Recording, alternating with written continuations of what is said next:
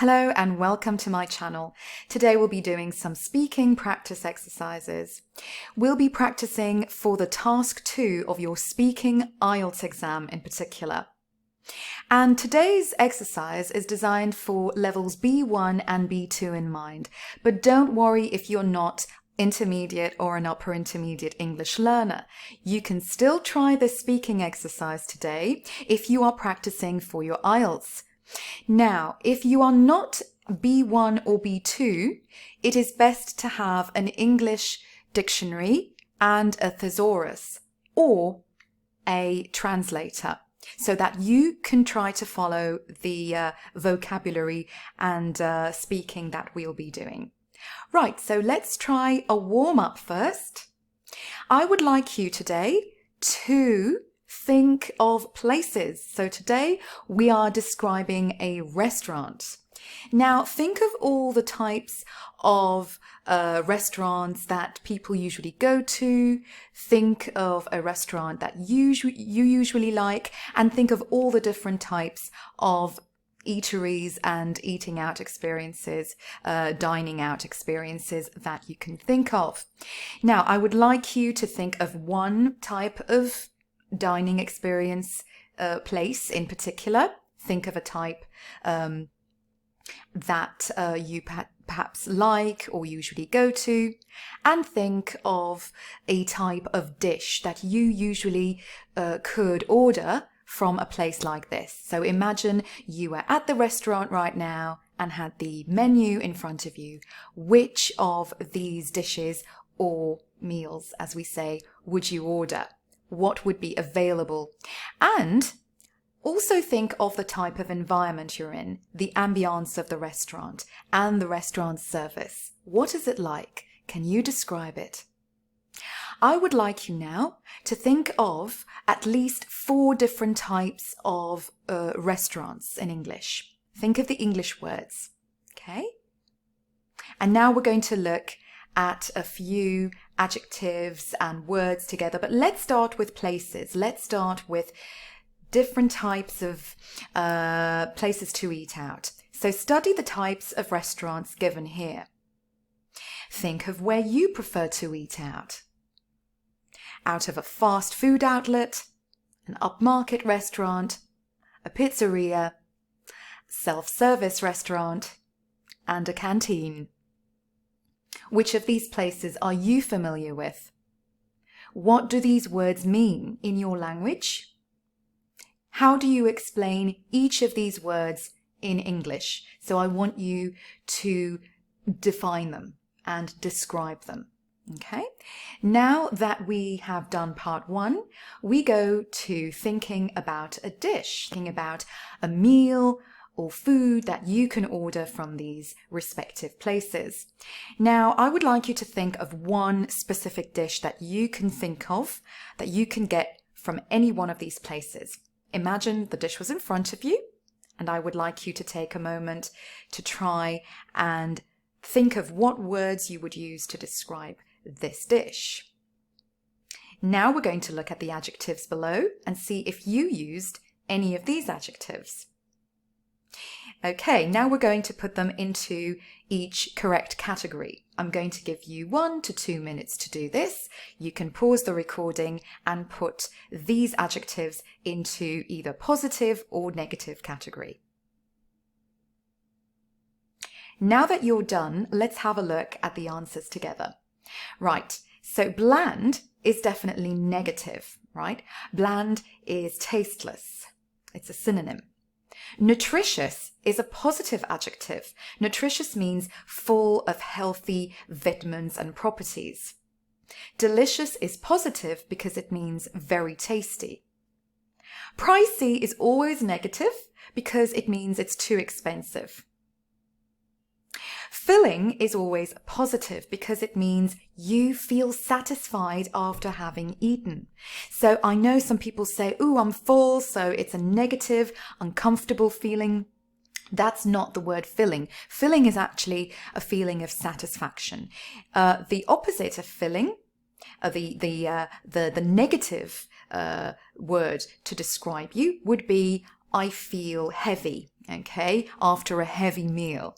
Okay, now let's talk about spicy. Spicy sounds positive. It could be positive in places such as India and Indonesia, but in English, it's a neutral to negative word. If you say it's spicy, not everybody can take the same level of heat in English. So it could be something that you might use to complain about, that the food is too hot in certain types of restaurants if you're speaking to management. Right, so now we go to fresh. Fresh is a positive adjective for us because fresh is linked to anything that's just been on the market. It's perfect to grab. It's not packaged and it's not frozen. So think of poultry, think of fruit and vegetables. Tasty is positive because it means very good or delicious. Light is always positive because a light meal is the opposite of a heavy meal. So it's a small snack, basically, not too much on your plate. Unhealthy is negative, especially because of the prefix. Right? And mouth-watering is positive. Mouth-watering means very good or delicious. It's always used for food and drink, but not used for anything else. Wonderful is, of course, a very positive adjective with many synonyms, so it's a very versatile adjective and doesn't only have to be used in terms of food and describing food.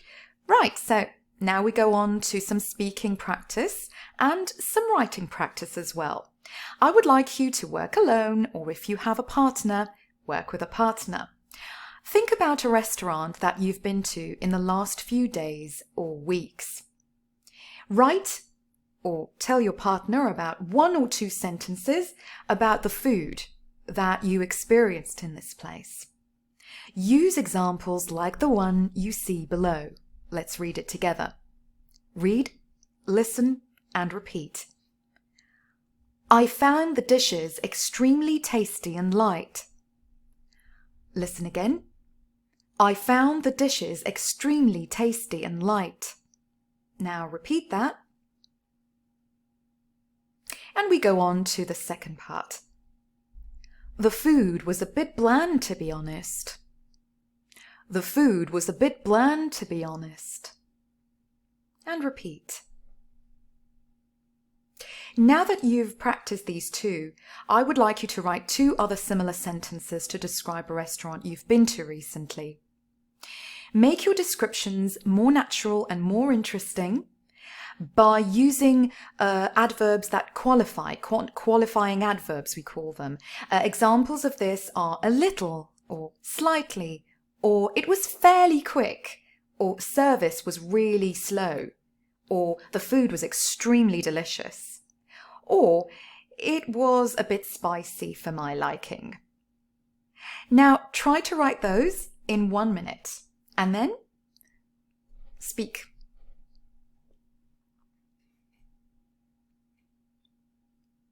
Okay, now after having practiced your writing and speaking, how well did you write? How well did you speak? Are you using correct grammar? Are you using a good grammar and vocabulary range? Are you using accuracy?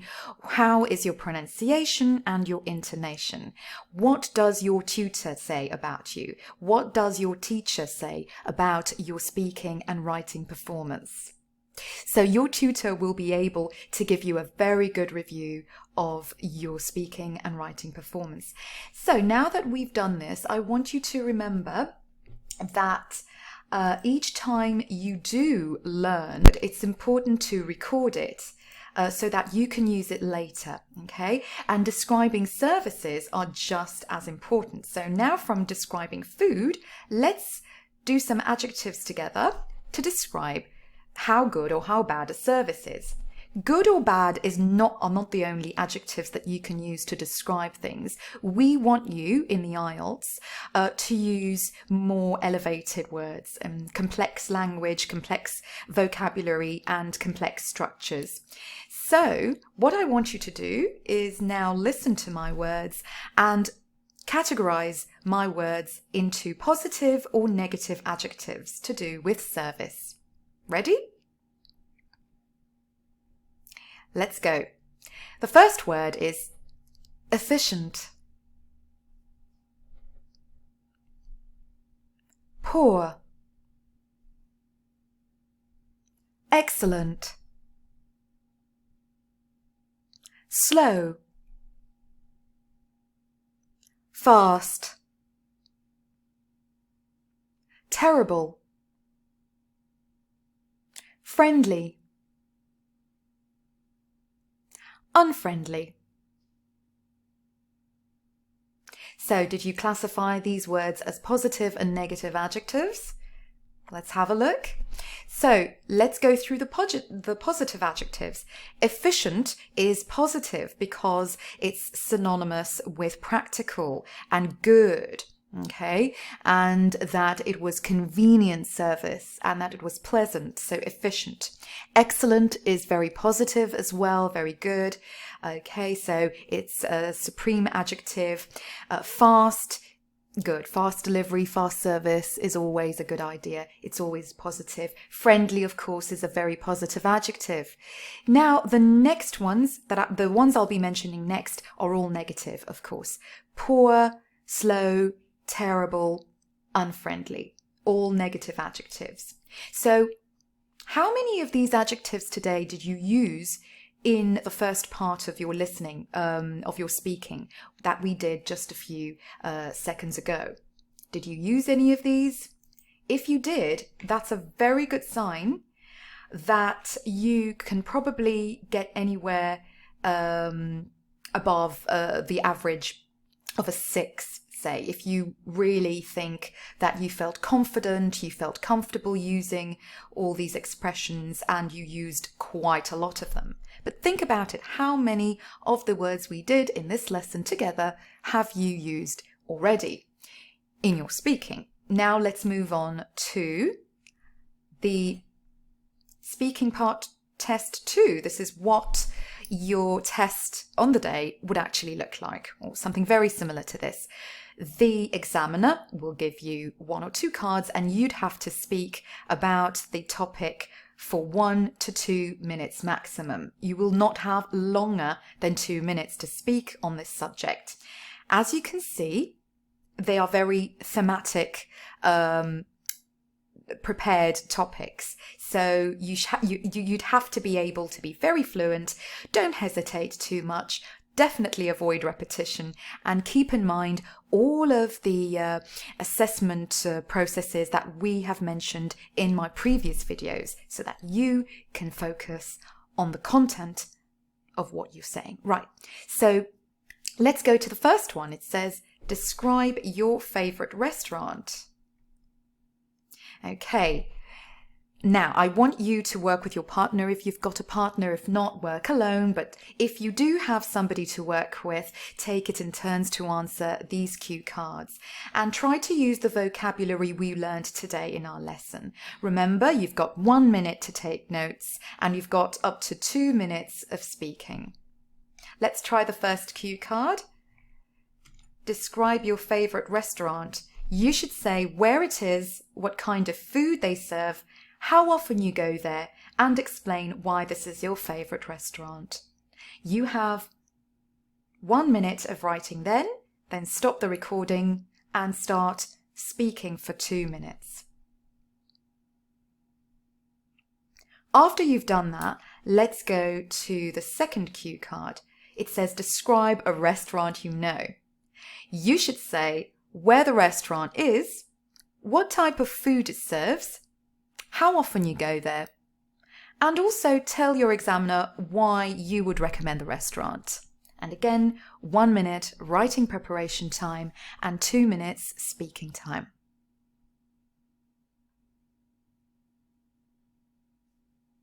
Once you've done that, let's move on to the last cue card for your part 2, speaking 2 of your IELTS.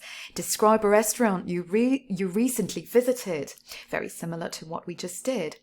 You should say what type of restaurant it was, where it was, what you ate, and explain whether or not you'd recommend this restaurant. So try to use as many of the words we used in today's lesson. 1 minute to take notes, 2 minutes speaking.